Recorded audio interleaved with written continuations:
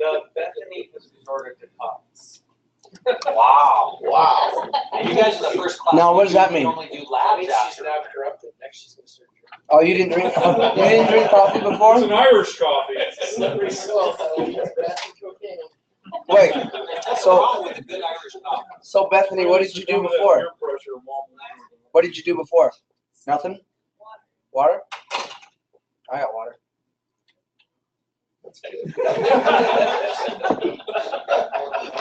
Good for you. I'm telling you guys, water's better. Two cold glasses of water in the morning, But- two at night. The problem is that it has the opposite effect. So it doesn't help with volume at all. It decreases your volume, so you get more dehydrated Thanks for talking to Ray. because it's a diuretic. What's that? Water and coffee?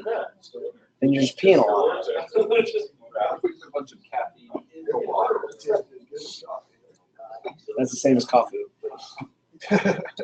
Right? Doesn't taste as good. All right. VTAC. Now we get into the cool stuff.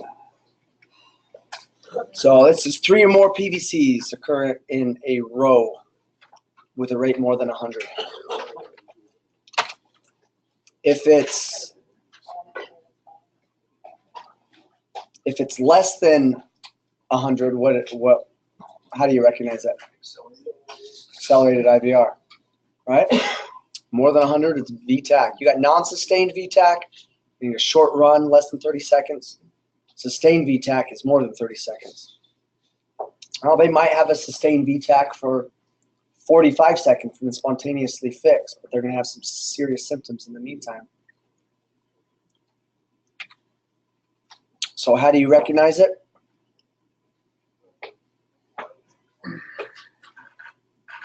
Wide and fast, right? Wide and fast, VTAC.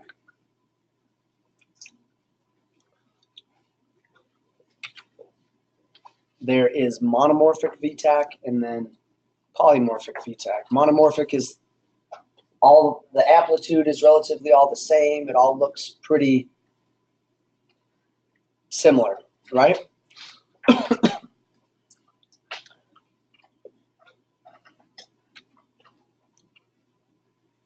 This is the same there, but it's going so fast here that you don't even really see any T waves. Monomorphic is usually pretty fast, so 100 to 250, essentially regular. You don't see any P waves, even if there might be P waves buried somewhere. QRS is wide. Are you perfusing with VTAC? What do you think? Not very well. Depends on how fast it is.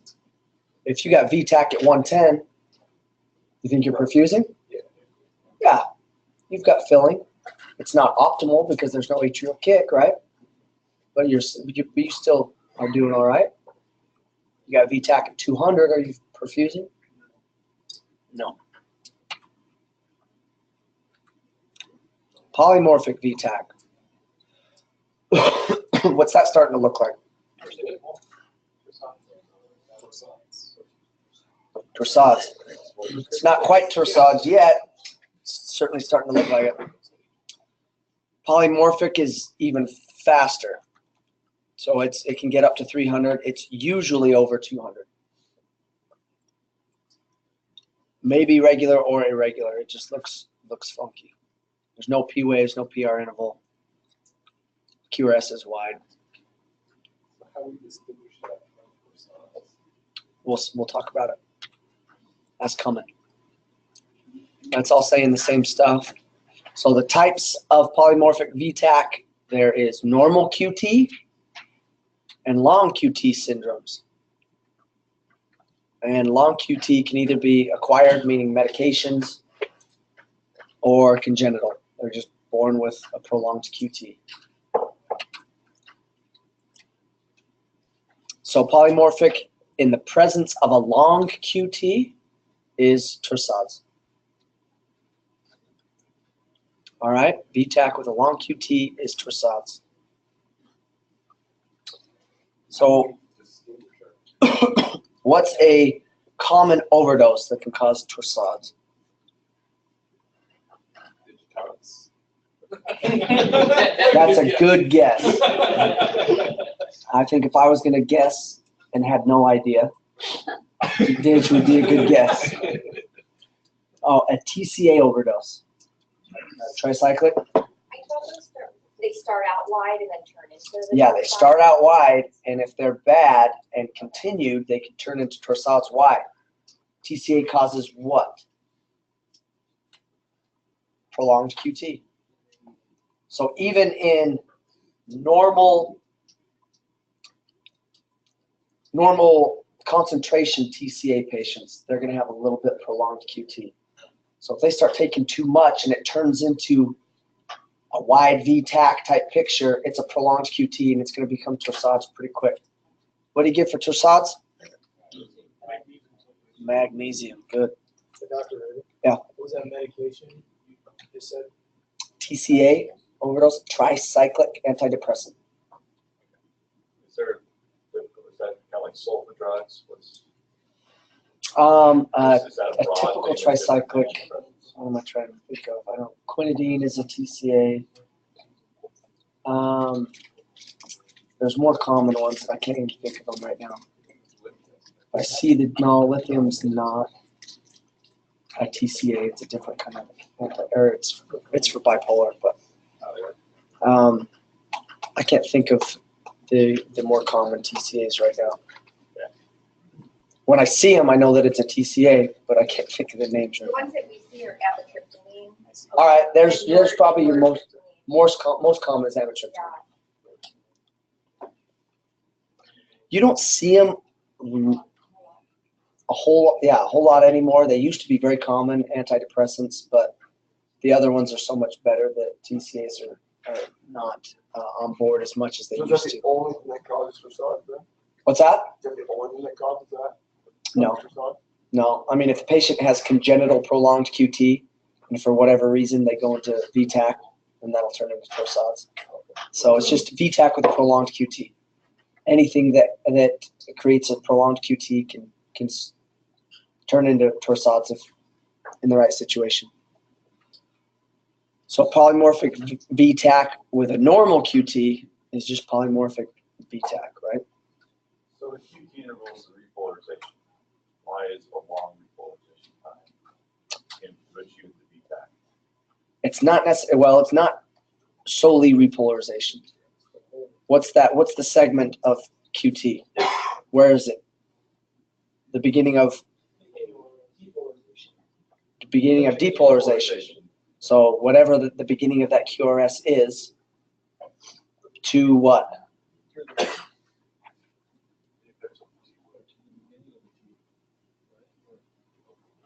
No, it's an interval, it's all of T. So through repolarization. Uh-huh.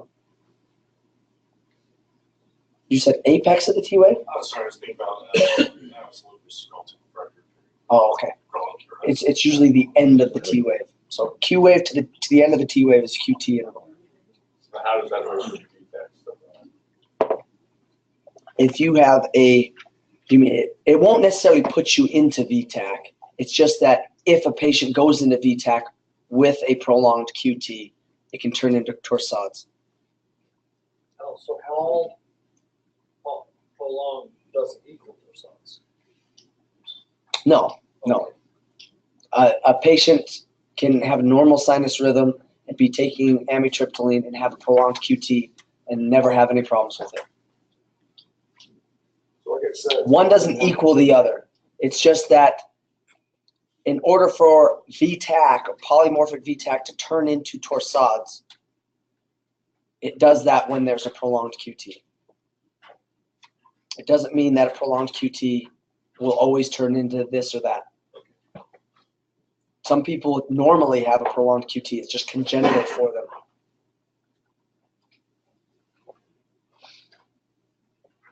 Is everybody clear on that? One does not equal the other.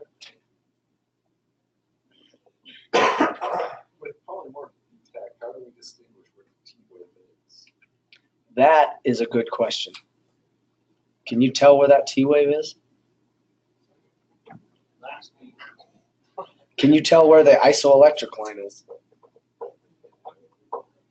In the middle. I think here. Right. Is it right there? It's in black. The QT in this situation is basically the beginning of the complex to the end of the complex. The whole strip. It's the whole strip. That's a really prolonged QT. So long QT syndromes. What's that? So we just measured complex, and if it's prolonged, or prolonged for QT, and that's torsades. No, torsades is going to look a certain way. This is polymorphic VT. This isn't torsades. If we measure that, and it does have a long.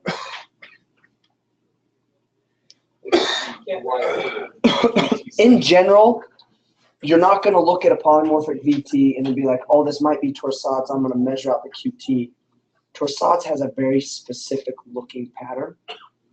And when you see it, you know it. Just like VFib. You see VFib, you're not measuring anything on it. You just, oh, the patient's in VFib, right? Torsades is a similar thing where it just looks a certain way.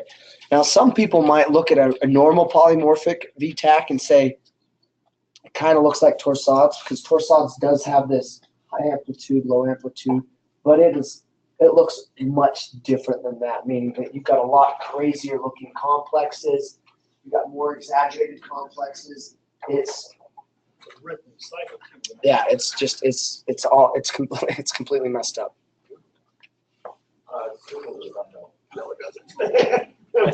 I think They all look the same. I'm gonna give a picture going. I think we have a picture of torsades You shot them later. What's that? You shot them both. You can defibrillate them, yeah. Oh shit! So you I didn't go through this last night. Ooh, I know that's not mine. You can defibrillate a torsades, but it's not going to help. Oh. Now a normal polymorphic VT, you can shock and that can help, but a torsades, that is not going to be fixed until magnesium's on board. Yeah, because you're not fixing the underlying cause. So long QT syndrome.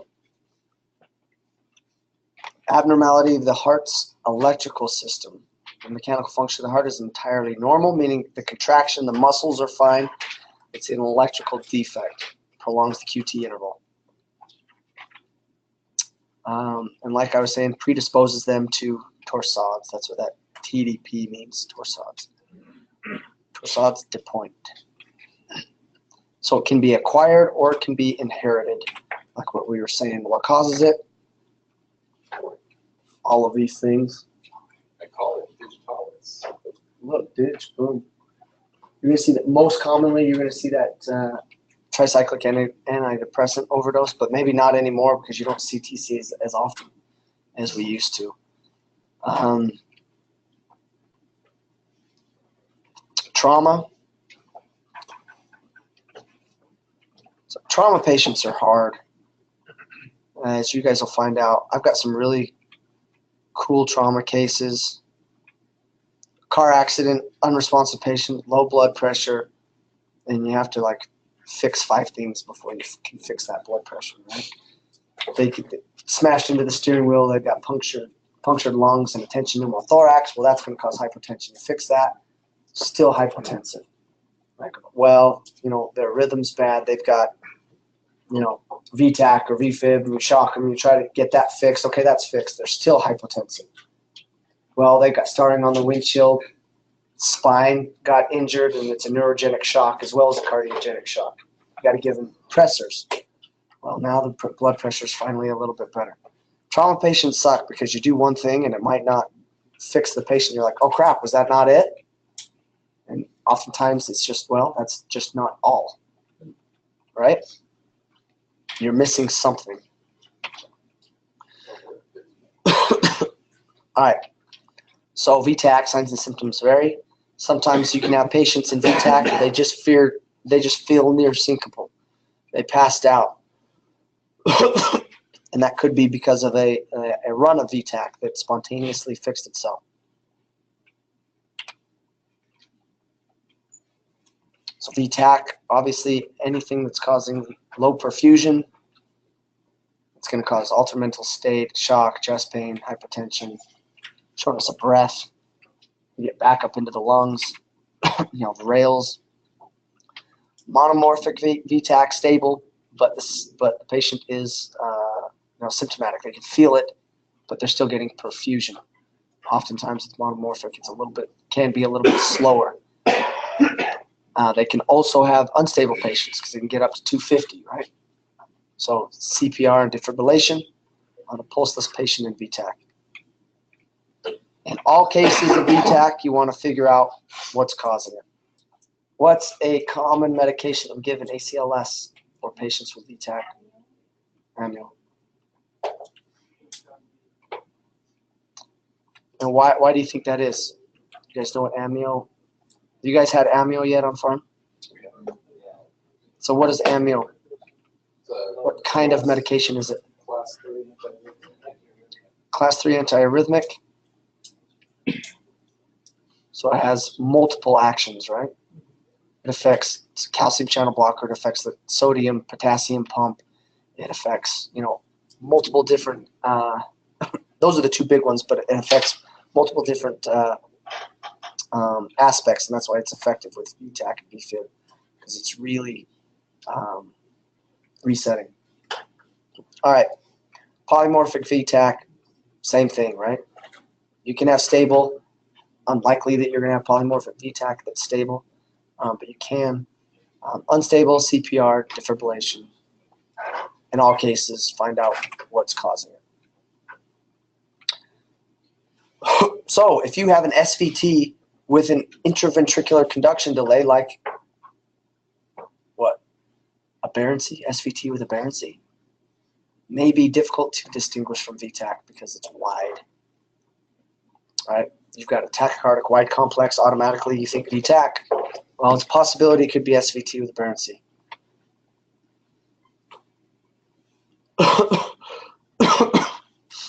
If you're unsure, do you want to treat it like SVT or treat it like VTAC?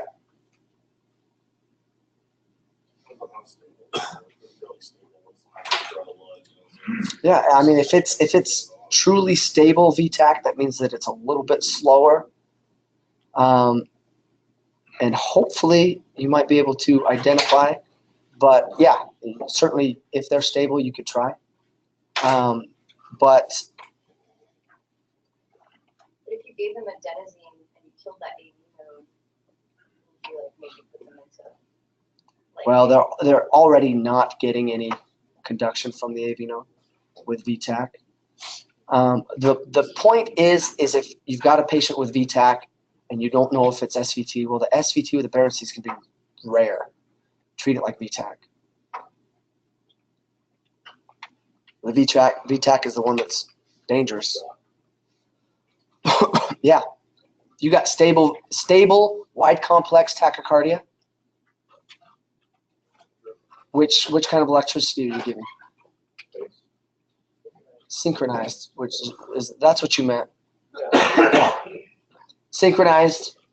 So you're not just defibrillating the patient, you're doing a synchronized shock. Well, a synchronized shock is going to treat either stable VTAC or SVT, right? Can you explain a little bit of synchronized shock? Synchronized shock, meaning synchronized from the machine, is when the machine is detecting each QRS and it's giving the electricity at a very certain point during the QRS complex. So it's not just randomly firing like a defibrillation and just defibrillation is electricity kind of everywhere to just completely reset the heart, where synchronized is you're resetting at a very specific place in that QRS complex. So does it slowly titrate the rate down? A synchronized shock won't, or at least shouldn't, has a much lower likelihood of putting the patient into VFib. Yeah, so my understanding was the ROT put on talking about. Mhm. QRS happens on the T wave. That's when you put them in a VFib or VSAC. That's what you're trying to avoid. Right. So the machine is not going to get to them at that time. So it gets to them another time and it won't cause them like that. With defibrillation, you don't know. Push the button. And you push the button at that exact moment. Put them in. Right. So you're trying to avoid that. Now, unstable VTAC, you're just defibrillating. That means it's so fast that you're not going to be able to synchronize, likely.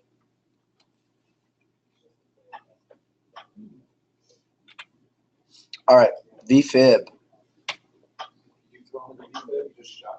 That's right. So VFib is chaotic, like AFib, but there's no QRS, right? No organized depolarization of the ventricles. You got quivering of the myocardium, just kind of doing this thing. And you don't have any kind of effective contraction. That's VFib.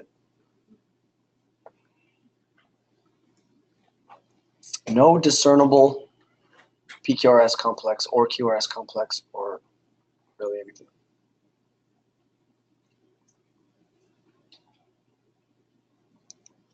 Fine VFib, it can be confused with what?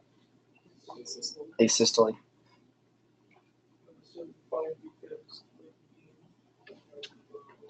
Yep. Or can just be on a really obese patient. The machine's not sensing very good electrical conduction. What's that? Even though that's so close to asystole, is that still shock? You could try it. You could say, I don't know, fine VFib or asystole. Well, if it's asystole, we're not going to do anything except for maybe continue CPR, and this patient's probably not coming back. If it's fine VFib, we're going to shock him and try to get him back. So yeah, I would try it. If you think it might be fine VFib, I'd shock him.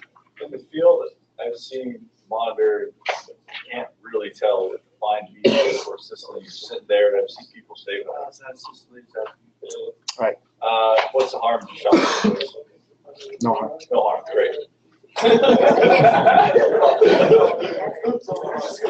Asystole is what? Asystole is dead, right? Right. There's no harm in shocking a dead person.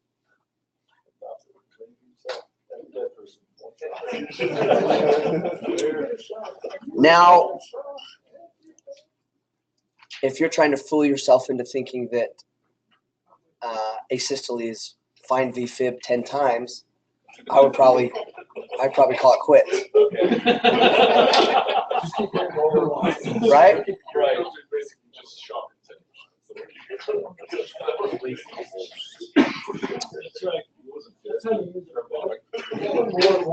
Because there's a lot of things that those pads and the electrical system are picking up. So very rarely are you going to get a straight line asystole. It's always going to have, little things, deflections. A lot of guys like to look at the monitor, and I've noticed that, just with ECGs in general, when you print out what you see on the monitor, it's different things. Yeah. And so, That's true too. For me, I'd like to Print it out and take a look at it. Take a look at it before I decide, yeah, that's this. Sure. That is very true. Oftentimes the monitor and what you see on the paper can be different.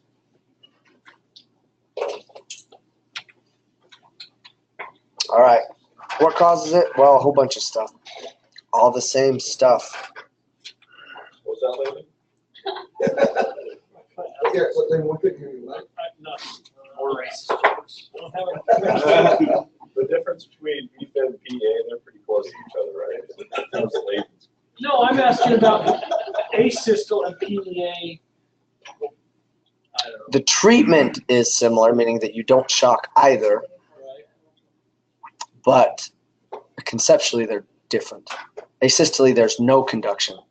PEA, there's conduction without contraction, or enough contraction. Okay, so could it look like fine VFib? What? Which one? Could PEA look like fine No. VFib? No, he and mine You're still gonna have pulse. PEA, you're going to see QRS complexes. Okay.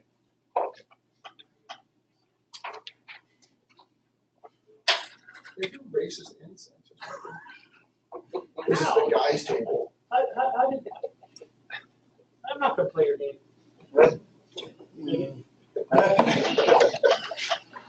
I'm judging. Interesting. That's exactly what a racist would say.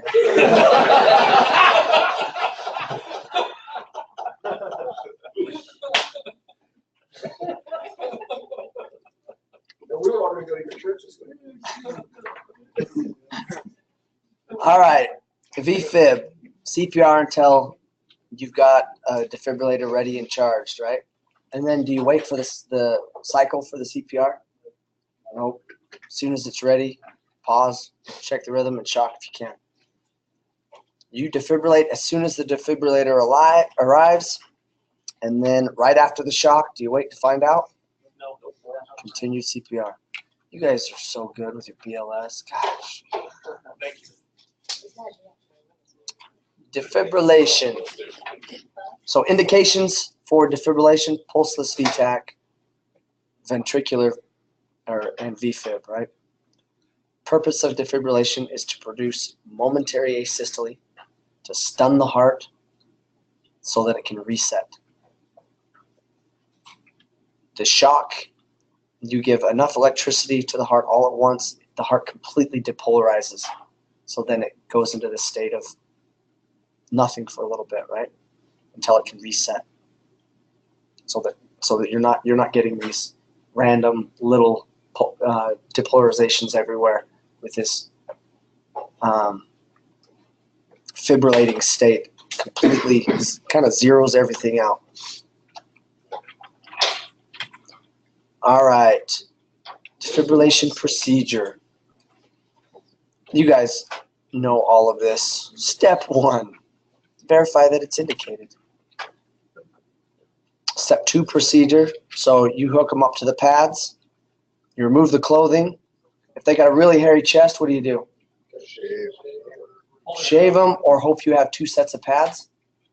Put the first pad on and then rip them off and get all the hair off, and then put the second set of pads on after you've ripped off all the hair.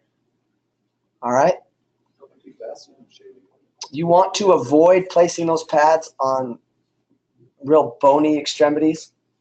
Obviously, you're going to put them on the sides. Their rib cage is there. The optimal patient is somebody who's not anorexic but not obese. It's kind of that middle ground where they've got some tissue there, so you're not zapping them right into the bone, but they don't have too much tissue that it's not getting to the heart or going around the heart. Does that make sense? Okay, so you hook them up to the monitor, and which buttons are you pushing?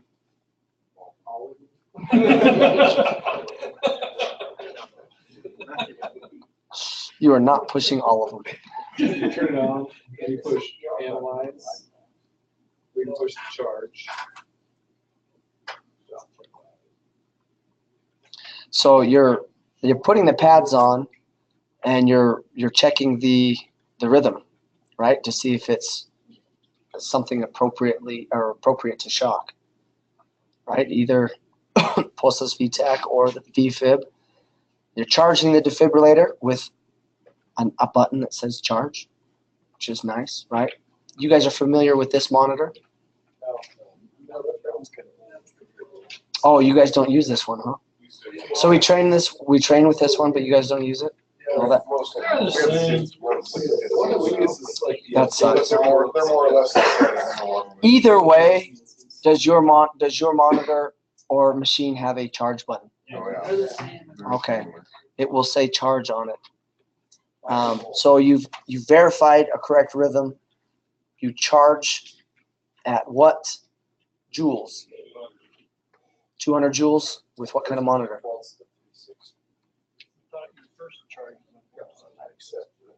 That's for AFib. So defibrillate at 200 joules, you can go up to 360, but for a biphasic defibrillator, more than 200 joules is really kind of the same thing. You're not getting a whole lot of more benefit from it. What's biphasic? So there's monophasic and biphasic defibrillators. Most of your defibrillators are going to be biphasic. Basically, what it means is that you're not requiring as many joules to get the same effect. So you're not, burning patients. It's handy, especially with pacing patients, because you're not requiring a whole lot of amplitude. Because you can imagine if you're transcutaneously pacing somebody for a long period of time, that affects their skin, it affects their tissue, it affects a lot of stuff, right? So biphasic is able to, it requires less energy. All right, clear, and you can hit the shock button once everybody is clear, right? So are we going to talk about between the range of 200 and 360? What should we be starting at? Generally, I mean, for biphasic, you start it at 200. You wouldn't get any fault in shocking somebody at 300 or 360, because that is done traditionally. So our machines start at the default of 360. For defibrillation, Yeah, so if you hit charge, it's at 360. It automatically goes to 360. Then you can shock them at. That's just what they set them at. When they do If it you're now, doing you can keys, spin you the want dial. to go lower. Yeah, you have, so Yeah, PEDS is specific shock for how big the patient is, and it'll say on the bracelet. Yeah. It'll say how many I actually joules. just had that with 13 with Kyle, but that's how we do that. And we actually had a, they had a look at us and find, I think it was something like 70 joules or something like that. Yeah, it was horrible. Yeah. My house is right across the way. I watched you guys. It was horrible. Then you didn't even come on. You just saw it on post one. These are defibrillation. I've been seeing a lot lately about putting the pads more posterior than on the side to get a better. We talked about that, I think, last time when you weren't here as well, where you really want to put the pads in a position where you're squeezing the heart, right? And especially on an obese patient, right shoulder and side, you're missing the heart, right? It's going through tissue and not going through the heart. So front to back is what I always do in the hospital. You still want to do like up on the right shoulder and then just more posterior back. Yeah, you could do that as long as you're squeezing the heart and you're making sure that you're squeezing the heart. Oh, no. So the counter argument to that, though, is like they tell you to put them that way because they want it to go with the electricity to go towards the standard axis of the heart. Okay, which is right, like, towards the, meaning shocking from one pad to the other, so atrium axis- to ventricle. Yeah, normal axis deviation is more typically this way, which is why it pads in front and side versus front to back, which is Right. typical. But that is effective with synchronized or with pacing a patient. But if you're defibrillating a patient, does it matter if you're going in the access? No, Because you're just turning everything off, right? You're just depolarizing the whole thing. All right. So, it's going to be patient specific, and it's good to know the reasons why we put the pads in the certain places. But if you've got a super obese patient and you're going to defibrillate, don't worry about the access. Worry about getting the heart and not frying a bunch of fat tissue. If you've got a PEDS patient that you're doing a synchronized shock, then yeah. If you're in that PEDS patient, if you're going to be getting the heart in between those two pads and you can line them up with the axis, perfect. Actually, the PEDS Synchronized pads shock. tell you to go Front and back? Front and back, yeah. And you don't go front and side on the PEDS. Well, and again, I think it depends on what you're doing. Some kids are so small, and you just do the side. Yeah, you can do the side one with it. I did it in the whole check. Yeah. Right. This is what. So for the most part, in any kind of ACLS protocol, especially for BLS, they simplify it as much as they can so that people are doing the most optimal thing that in the easiest manner. Does that make sense? So they teach it a certain way so that those BLS providers are just going to do it and know how to do it, and they have that the pictures on the machine so that it's easy.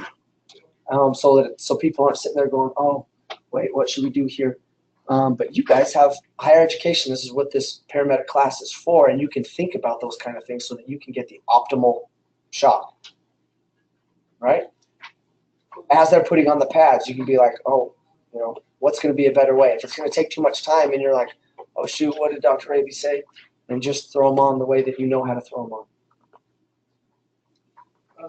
And if it's wrong, I'll tell you it's wrong when you get to the hospital.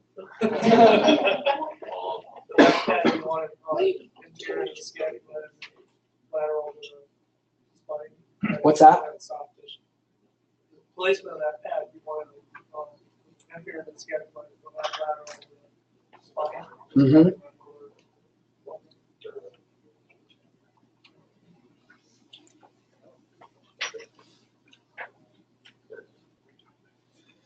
You don't want to bypass the heart from the backside either. Yeah. Right? So you just got to make sure that your pads, from what you're seeing, are squeezing the heart. Right? Okay. So you guys have seen those, you guys have seen those super obese patients. They're laying down there and they've got so much excess tissue. They throw a pad on, throw a pad here, and you're like, well, the heart's like a foot deeper than that. And those pads are just not going to do it, right? Sometimes the patient's too fat and the machine can't shock them anyway. There's too much tissue there. So you never get an effective defibrillation. But Will it, in that case, Dr. Reed, will it just read like no shock advised? Right? If that patient is so obese and well, it'll read no shock advised if they're in a rhythm that shouldn't be shocked. Sometimes it'll still read the rhythm. Yeah. The shock just won't be effective. Okay, so we'll read the rhythm to shock them and it won't be effective. Okay. Right. And you're like you shock them, they do their thing, CPR, and it just doesn't change. The shock's not effective. What do you think of? I think it's like synchronized biphasic defibrillation. They're going in Europe or something like that, where you've got two different defibrillators at the same time, front to back and then side to side. So they're really trying to ensure they got a squeeze of the heart. Something like that. Just one for refractory beef. I don't know. They tried beef like multiple times now. I guess. I don't know. I've never used or seen those machines. So this is classic asystole, right? This does not look like fine VFib, although you're going to see little teeny spikes. What do you think those little teeny spikes are?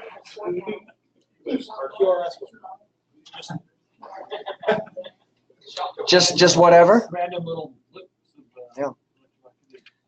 You might see P waves. And it's still asystole. Yep. Ventricles aren't firing. There's no QRS, no pulse. Looks like asystole.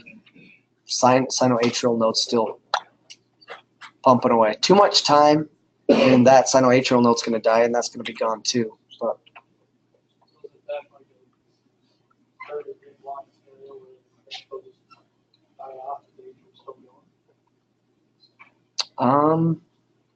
it really could be any of them. Or it could be just a massive MI where it killed off the whole ventricular conduction system as well as the musculature, but the atrium still. And it might be just that the atrium, you've got conduction at the SA node, but it's not creating any kind of pump. I'm just saying that certain times it's still asystole. Yeah. All right. Because there'll be some medics that will see that and call it PEA. Now, is the treatment the same anyway? Yeah, probably. That code just might last a little bit longer. All right. So causes are the same as PEA.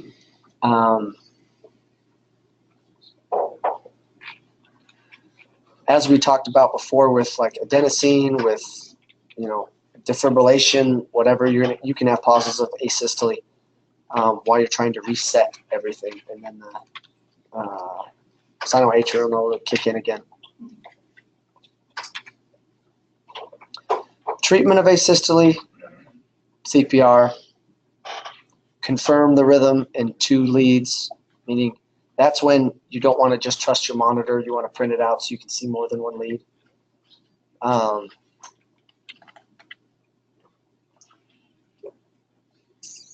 And then, of course, all the ACLS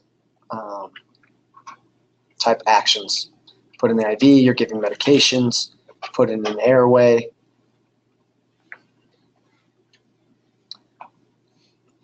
Bad form to bring a code patient, asystole, or whoever to the hospital without a definitive airway, which can certainly be an IGEL, but it needs to be something, right?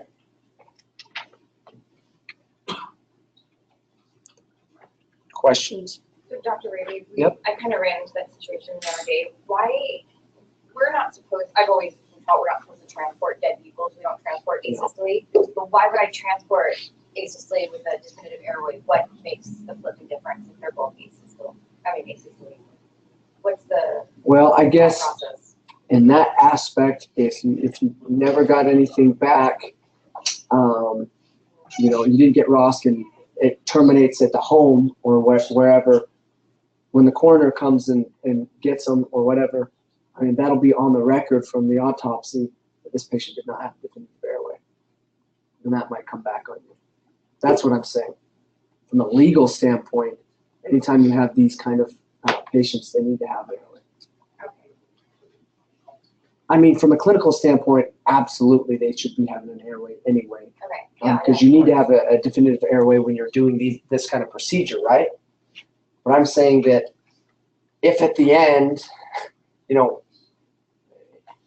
I don't want you to intubate or put an iGel on somebody that's already done and you've called it and like, oh crap, I didn't put a definitive airway.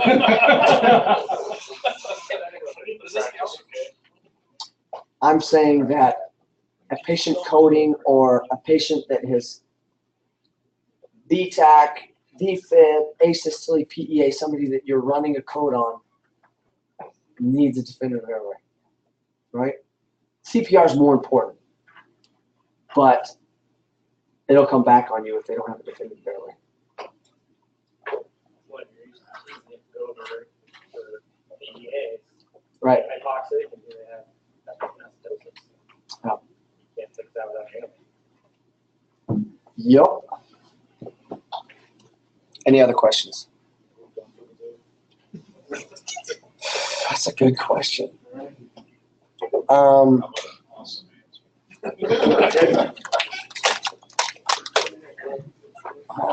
No. You're stunned silence. Doug wants to come in and do a review. That's that bad. All the shit.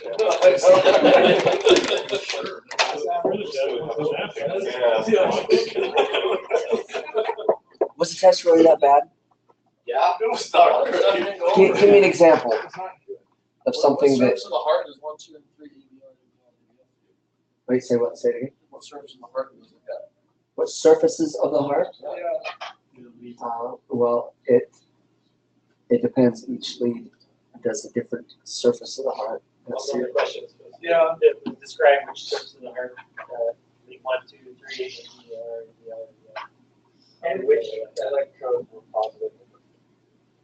The 1, 2, and 3 would be the right side of the heart and inferior. Which other leads? Was it asking? One is left side of the heart, right? One is left side. ABL means the left side. Gary did that. That's kind of mean. Hey, could you kind of go over anterior, inferior on the heart as it sits in the chest? Oh, no, I guess. If we're talking inferior, we're just talking down by the apex. All right.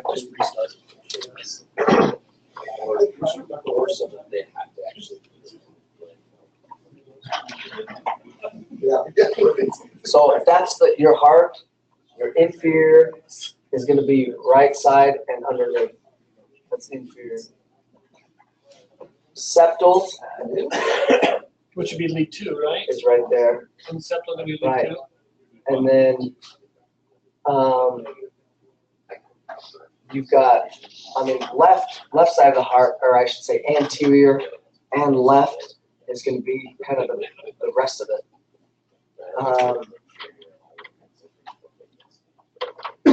But honestly, surfaces of the heart don't It's not really the get, surface of angles, right? it doesn't get super important until we get into 12 leads. That was a question. Surfaces of the heart. Right.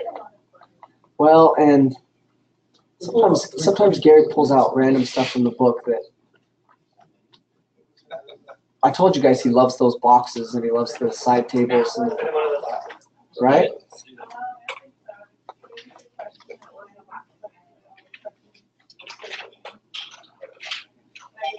I'll talk to Doug about it.